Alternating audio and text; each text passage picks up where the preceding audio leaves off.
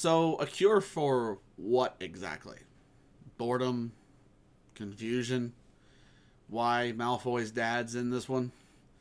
God, I don't know. I mean, it's just... It was weird. That's all I gotta say. This is my review of Cure for Wellness here on Midnight's Premiere. Shut up and sit down.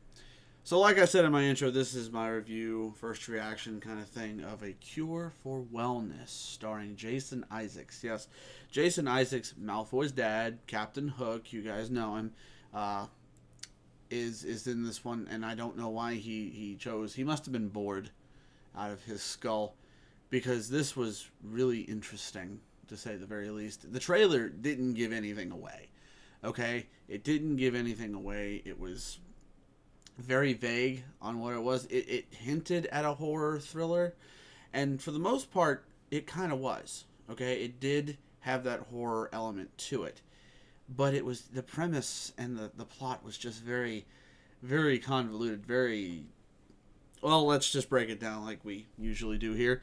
So Jason Isaacs is this doctor at a mansion mountain castle getaway in Switzerland. And the young individual we see in the trailers is a stockbroker.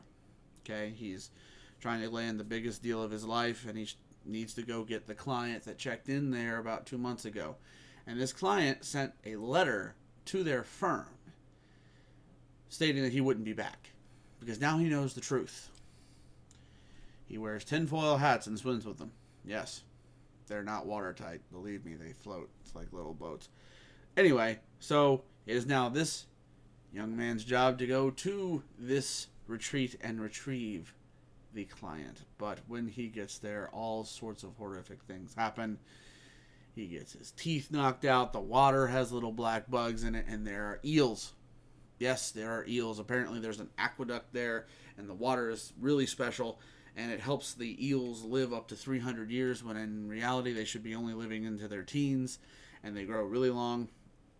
And there's this backstory of a baron who didn't want to have kids the normal way. He wanted to keep the bloodline as pure as possible, so he tried to have a kid with his sister, and they hung him for it, and they burned down his castle, and they rebuilt it. Now it's this thing where people go to live out the rest of their lives, and they think it's a big spa, but it's really not, and it's basically it wastes away. Even though you're drinking a lot of water, you waste away, because apparently anyway, it was confusing.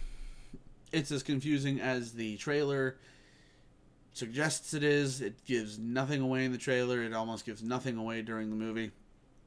The climax was very, very anticlimactic. I don't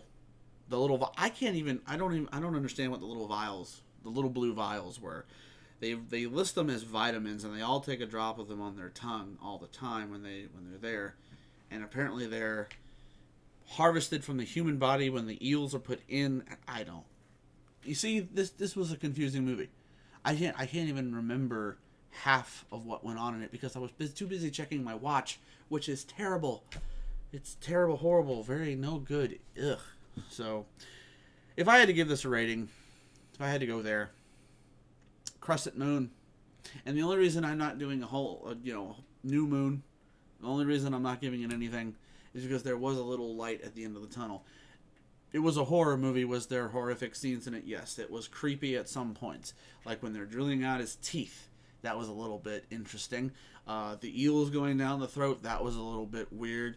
The dried up mummies that just happened to appear out of nowhere, that was a little bit strange. So it did have the creep factor, it did have the horror factor, the thriller, the mystery. It did have that, but it didn't really have very much else in the way of plot. And the really surprising part about this whole thing, it was directed by Gore Verbinski. Yes, the guy who did National Treasure and countless others amazing movies. And he does this?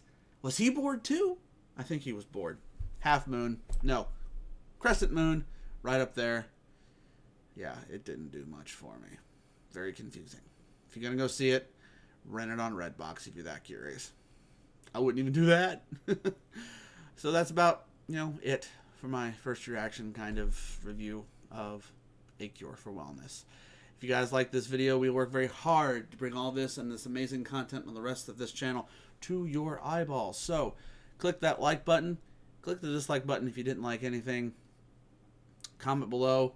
Let me know where you'd like to see this channel go. And if you have any other movies that you'd like to see reviewed, whether they be in theaters or on home video, I'd like to hear from you.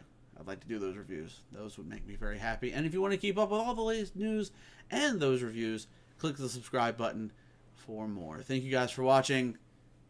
You guys rock.